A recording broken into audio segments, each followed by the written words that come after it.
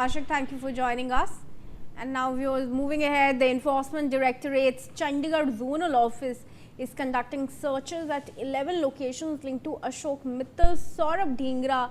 Bharat Bhushan Mittal, Raman Singhal and others across Haryana's Karnal, Delhi and Goa.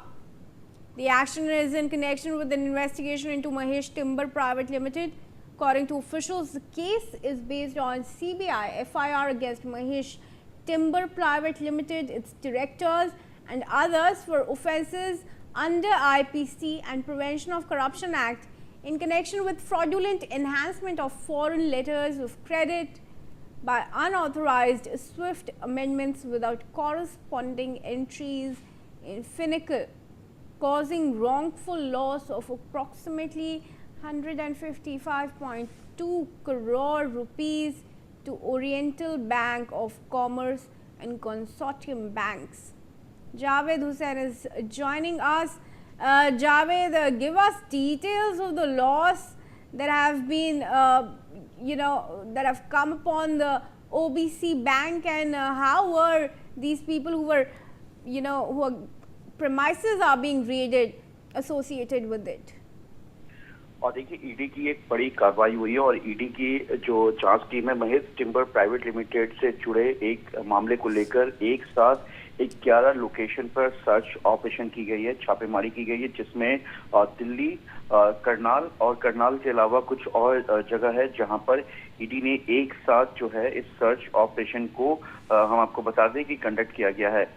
इस पूरे मामले में बताया गया है कि जो महेश टिम्बर प्राइवेट लिमिटेड है, 16 जून 2026 को जो है ये पूरा एक सर्च ऑपरेशन को कंडक्ट किया गया है और करनाल, हरियाणा, दिल्ली और गोवा में मिलाकर कुल 11 लोकेशंस पर सर्च ऑपरेशन और ये जो छापेमारी वो चल रही है। ये जो कार्रवाई है, जानकारी के मुताबिक अशोक मित्तल, सौरभ ढींगरा,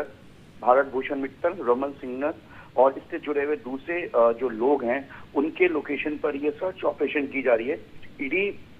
की ये जो जांच है, पहले सीबीआई द्वारा जो है ये एफआईआर दर्ज की गई थी, उसी बेस को आगे बढ़ाते हुए प्रवर्तन निदेशालय ने इस जो है महेश टिम्बर प्राइवेट लिमिटेड से जुड़े हुए प्रिवेंशन मनी लॉन्ड्रिंग एक्ट और साथ ही जिस तरीके से प्रिवेंशन ऑफ करप्शन एक्ट के तहत जो ये पूरा मामला दर्ज किया गया था सीबीआई में, उसके बाद ईडी ने इस पूरे मामले को, जब ईडी इस मामले में इन्वेस्टिगेशन कर रही थी पीएमएलए के तहत, तो उसके बाद इस इन्वेस्टिगेशन को आगे बढ़ाया गया। जानकारी के मुताबिक जो फॉरेन लेटर ऑफ क्रेडिट यानी कि एफएलसी की जो अमाउंट है उसमें धोखाधड़ी और जिस तरीके से जो एक पूरा अनऑथराइज्ड स्विफ्ट अमेंडमेंट जो है सिस्टम है, उसमें जिस तरीके से बैंक के जिस तरीके से जो ट्रांजैक्शन, उसके बाद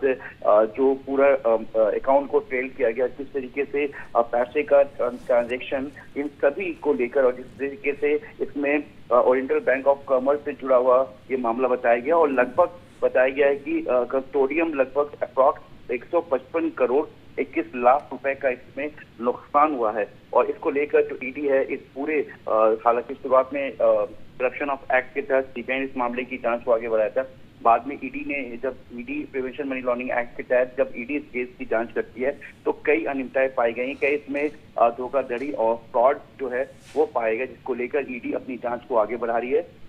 और इसी सब मामले से जुड़ा हुआ जो है महेश टिम्बर प्राइवेट लिमिटेड की जो जिस तरीके से जुड़े हुए लोग जो हैं जिनके नाम सामने हैं, इसके अलावा कई स्पेसिफिक लोकेशन है, उसको लेकर ईडी की जो टीम है आज जो है 11 लोकेशन पर सर्च ऑपरेशन को कंडक्ट किया और सोर्सेज का ये मानना है कि अभी कई ऐसे जो है सस्पेक्ट डॉक्यूमेंट्स और कुछ संदिग्ध लोग भी सस्पेक्ट मिले हैं जिनसे पूछताछ की जा रही है। जी जावेद, धन्यवाद आपका खबर लाने के लिए। And on that note, viewers, there's news coming in from Surat.